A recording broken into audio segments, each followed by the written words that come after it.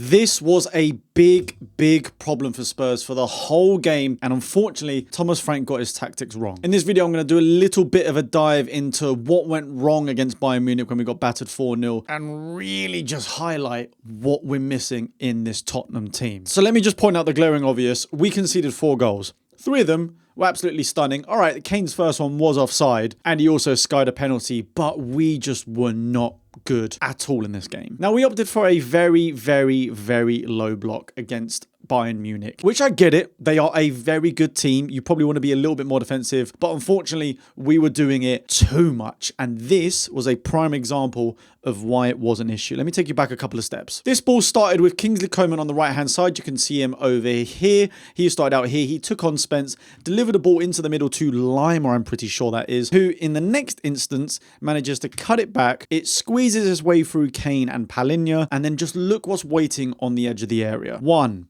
2, 3 Bayern Munich players where Goretzka is able to have a shot basically unchallenged by Spurs, because we've got Porro, Romero, Palhinha, Van de Ven, Bentancur, Spence, all within a line really deep in our box. And this shot, luckily, just went over the bar. But this happened numerous times throughout the match where they were having so much space on the edge of the area to have plenty of shots. And look, if they were better quality, we could have been 4-0 down in the first half, let alone in the match. Let's go back a little bit further as well to some earlier opportunities and success that they had. The ball's on the right-hand side yet again with Kingsley Coman. He's playing it inwards towards Kimmich, and you've got Kane waiting at the back post. You've got 2 in the middle, but just look at how much space he is picking up on the edge of the area.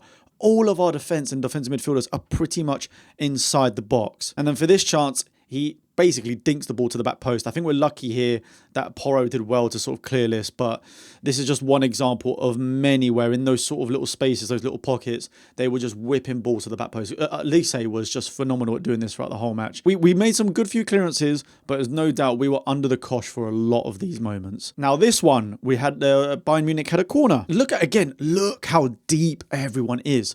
We have got every single Spurs player apart from Mohamed Kudus, pretty much in the 6-yard box. I think even Johnson might be there somewhere as well. Look what happens. Ball gets whipped in. It gets headed out, and Lima here is basically completely free. The screenshot doesn't do it justice. He had more time than looked. We are very lucky once again that his shot was scuffed and he wasn't able to get it on target. But this is just one of so many examples. Goretzka had about 3 himself where they were just finding so much joy in the edge of the area, and I think the defensive positioning of our midfielders was really poor. And I mean, that Goretzka one that we spoke about earlier, I mean, just look at this. This is like, look at the distance between the 3 Bayern Munich players on the edge of the area and these 6 effectively defensive players is atrocious. And there's no wonder that every time a goal went in or a shot went close, Vicario was fuming, because I just personally think that Palhinha and Bentancur had a really poor game, but we're going to get onto that now as well. And to really showcase just how deep we were against them, look at the 2 average positions of our players. Look at this Bayern Munich one. The arrows pointing their direction of play. Their attack was further up the pitch than our defense was. I don't think I've quite seen this wild before. We had our whole midfield just really deep along with our defense there. Look, 1, 2, 3, 4, 5, 6. And to be fair, even Pat Matassar, who I think was pressing quite well throughout the match, he still had to come back and help out and was quite deep. Richarlison up the top by himself. We saw ample opportunities where all we could really do is hit it long, and Richarlison's just not good enough to hold the ball up by himself. I think he was very isolated with Bayern Munich's defence, and it just didn't work out. I think our hope was Kudus, drive forward, create something. It didn't work. But back to the tactics board, because we like a little tactics board. This is basically how we set up throughout the match with Bayern Munich. And this is where, as well, not just about maybe Frank's tactics being wrong, Bayern Munich are just really good. If we go back to this graph quickly to the average positions, they basically only needed 2 centre-backs there at the back the whole time. There wasn't really much pressure. But what I liked was, these are the 2 centre-backs that Bayern Munich had. Often, when they were building up, I mean, Neuer is just so phenomenal with the ball at his feet as well. But they were just for starters, very, very physical, but they were also just technically incredible, the whole team. So, look, this is one of the best teams in Europe. This is not a surprise to any of us. But more often than not on build-up, they pretty much only had two at the back. Every now and again, Kimmich would sort of drop in as a third centre-back to facilitate play, and then kind of left Goretzka to be a little bit further up in midfield. In other cases, they swapped around, and a lot of the times Kimmich was in midfield, but Goretzka would actually kind of almost be a left centre-back. This happened a lot when the ball was going around this left-hand side. Goretzka would kind of fill into this gap here. He'd have the ball and it would kind of make a play for either Diaz on this side or it would go towards Kimmich in the middle. And in fact, Elise dropped into these little pockets of spaces here and here. If Elise had the ball in this sort of area here, I mean, he was spreading it like pretty much to Kingsley Coman on the right-hand side, or even if he was on this side here, so many switches across. And I mean, this is with pinpoint accuracy as well. But when you've got a team as technically gifted and physical as Bayern Munich are, it's really difficult to come at them, especially when we're missing a lot of players. But like I said in the intro and at the beginning, we were facing a big problem with our defence and midfield. Now, the thing is, I can't go too hard on Palhinha because he's barely played any minutes last season and he's had pretty much no preseason whatsoever. I think he had very, very, very limited minutes in the Club World Cup for Bayern Munich. So he looked knackered and like you could visibly see it on the pitch. And I think Bentancur looked visibly knackered as well because he's played so many minutes, in preseason. But like I was saying before, a lot of the issues we faced was because we were sitting in a very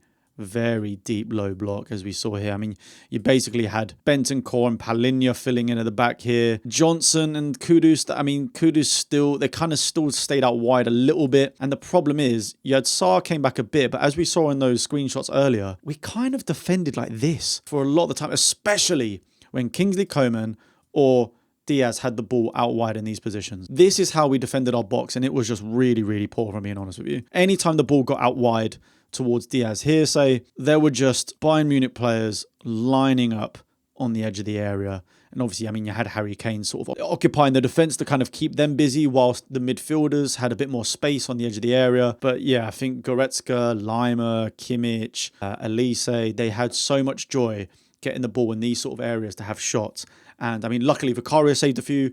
A lot of them, maybe the shots weren't great and went over. And even though we only went into the second half going 1-0 down, there was just too much joy here. And then even in the second half, if I'm being honest with you, and when the kids started coming on, that's how they scored a few of their goals, by not defending well. Okay, in this instance, ignore some of the players because obviously it changed. I mean, some of them still were on by the time they scored. It was just really lazy defending. I mean, Bentancur was sort of on the edge here, but you could tell at this point he was knackered. And it was just a real simple, I mean, there was a massive gap here as well. There was a real simple layoff, and then this ball, brilliant technique into the far corner for I think that was their third goal. Whereas the Kingsley Coman one was due to a Spence mistake. Obviously, let me just move these players a bit further up so it's a bit easier to illustrate. Spence had the ball really far out wide, and I think this is probably the only issue we really have when it comes to not having a left-footed player on this side. It became really predictable because what would happen is effectively Spence got shown down on his left, showed down the line slightly when he was close to the touchline on his left foot, which obviously he's not left-footed, he's right-footed. So it made it very easy because the reality was Spence tried to turn in and play a lot of his passes with his right foot. Didn't work out. He got dispossessed. Ball came along here. And then it was Kingsley Coman, I believe, had it in this exact position where, again, phenomenal finish into the corner. There's no denying those last three goals that they scored were just technically unbelievable. But again, it's just our defending in and around the box was really poor. And if I'm being honest, if it weren't for Van der Ven, we might have been 4-0 down in the first half because he cleared a few, not quite goal line clearances, but he did enough near the goal to put off. I think there was one instance where it was Coman at the back post, missed it because Van der Ven put him off. I think he cleared another attempt. Vicario made a couple of great saves. So if it weren't for these moments, this game could have been a lot more embarrassing than it already was. And to be honest with you, the midfield just didn't work because it wasn't just the fact that they were sitting deep, right? So when it came to our build-up and how we were playing, especially when Vicario obviously had the ball in his box. The problem we had, and this is where Kompany has done his homework, and I think Bayern Munich did a fantastic job. The problem with having Palhinha and Bentancur in midfield is neither of them are great progressive passers. And this is why I think a lot of Spurs fans were screaming for a progressive passer in midfield because we became very one-dimensional. This is how we pretty much set up every single attack. Our plan was, because we don't have progressive passers in midfield, we again sort of adopted this 4-2-4 shape ish, roughly. But our main passing threats in the team are Romero and Pedro Porro. Now, early on in the first half, it nearly paid off. We're used to seeing this. A ball would make its way to Porro. Ignore the Bayern Munich players, isn't exactly right. But what would happen is Porro's got the ball on the right-hand side. Kudus is turning his man, making a run. Porro plays a beautiful ball down the line, and we're off. There was a couple of instances very early on where we were able to do that. Unfortunately, that was the only option. I don't think Johnson touched the ball really at all. In that first half, I think there was one pass through to Sarr. All of our passing options were Romero and Porro because they're the only ones in this team that are capable of doing that. I think Bayern Munich and I think Company knew this, and they had very, very clear instructions. As soon as the ball has been played by Vicario, Koeman straight to Spence. Diaz straight to Porro. Even Kane obviously is up top. He's doing his usual closing down business.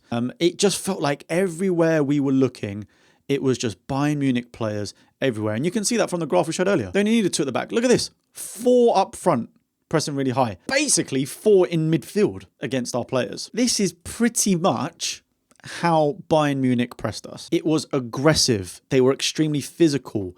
There was barely any spaces. But again, because Sarr sort of had to help out the midfield, Richarlison was sort of left alone. And we had to play a lot of panicked long balls.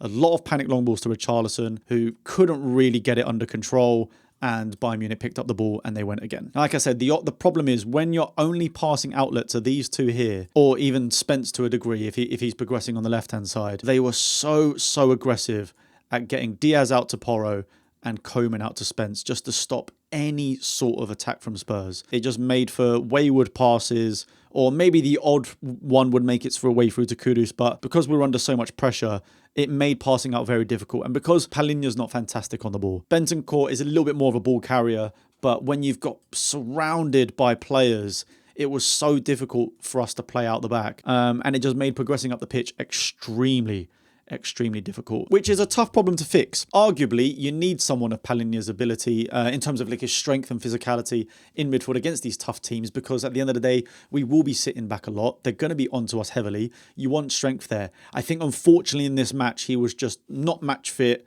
Needed to get up to speed because I think the game was just passing him by too much, and that kind of made Bentancur even more tired because he had to do a lot of the legwork. And like I said, because there was so much pressure on passing on the players at the back that were passing out, I just don't really think, it looks like it here, but I just don't really think the passes were there to make an accurate one to Johnson or Kudus, because again, as expected, as soon as Kudus gets the ball, surrounded by 3 players. Like, Bayern Munich were phenomenal. This is not just Spurs being bad.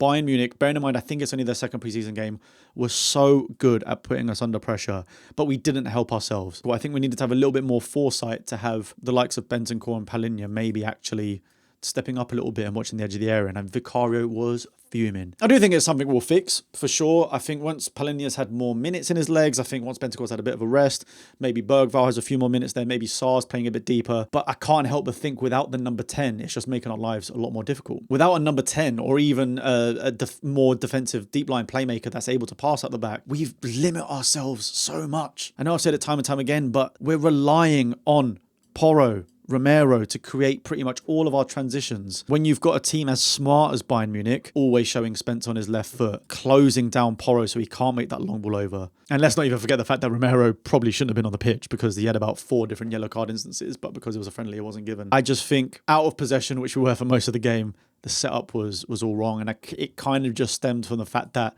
the 2 central midfielders knackered, weren't able to run, weren't able to cover the right spaces, and Bayern Munich were just too good at stopping us from playing in transition. So how do we fix this? Like I said, I think Palinha needs to just get more minutes in the tank, and they need to get up to speed, and hopefully, fingers crossed, he can get back to his Fulham days. If not, that is a bit of a worry. We need to sort out our passing ability in midfield. I think where Maddison was brilliant as well is even though he was a number 10, there were a lot of instances last season he would come a lot deeper to collect the ball.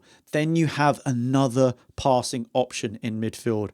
I think Bergvall could potentially be it down the line, but not right now. Sarr, again, it definitely is not a brilliant progressive passer. Neither's Bentancur, neither's Basuma. They're all ball carriers. So is Gray. Like, this is why we desperately need someone in midfield that can unlock defenses and passes, because we might have more luck. And if I'm being honest with you, probably someone like Johnson doesn't really work against the Bayern Munich because he can't retain possession when we do eventually get up there. I think what was happening a lot is would get the ball up forward, Johnson lose the ball because Bayern Munich was so good at just pressing us, bring us down. Even Kudus, when he went up on the right-hand side, a lot of the times he just had to circulate back and pass backwards because maybe there wasn't the right player making the right run. There wasn't a number 10 in midfield coming to collect the ball from him. No shame in losing to Bayern Munich. They're a great team. I think, unfortunately, it was the way we conducted our business. It felt just a little bit lazy, especially when it was around the defending the edge of the area. Like, that needs to be sorted out. And look, Frank and his team, they're going to know that. They're going to know that for sure. I think, unfortunately, getting a top quality number 10 would fix a lot of these issues. Doesn't mean we would win this game necessarily. I think Bayern Munich were class. We just looked